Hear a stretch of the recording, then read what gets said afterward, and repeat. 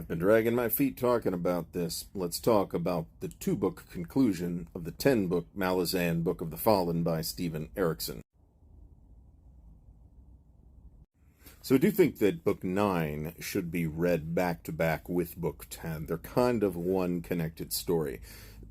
Both of them have some parts that some readers, at least, are certainly going to have difficulty getting through. And I think everybody who's read Dust of Dreams knows the parts I'm talking about. Some of that material does flow over into the Crippled God itself. But holy cow, was the end of Dust of Dreams absolutely jaw-dropping.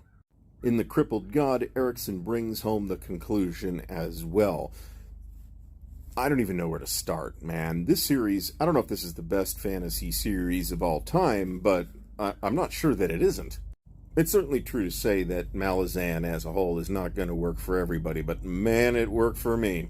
So the start of The Crippled God is a direct continuation from the end of Dust of Dreams, so all the familiar characters that came back at the beginning of Dust of Dreams are mostly all still back, except for the ones that aren't.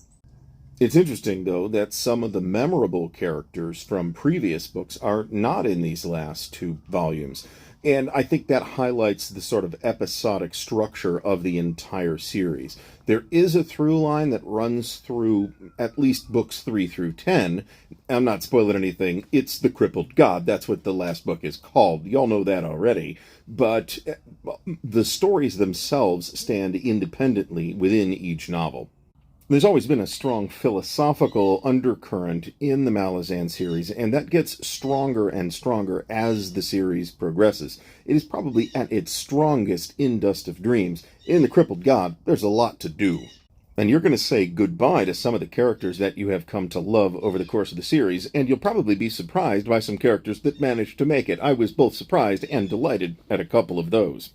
But it's not all upside. You're going to be heartbroken by the loss of some of these beloved characters over the story told in these last two books as well.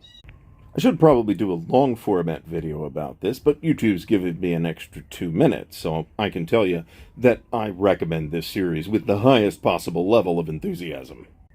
If you are thinking about getting into this series, I would recommend sticking with it. The first book can be difficult for a lot of readers, but trust in the author. He is trusting in you, the reader. I did seriously consider for a moment restarting the entire series with Book 1, which, again, I thought was absolutely amazing. See my review. Instead, I talked some sense into myself and started Night of Knives by Ian C. Esselmont, the co-creator of the Malazan world, first book in its own series, The Novels of the Malazan Empire.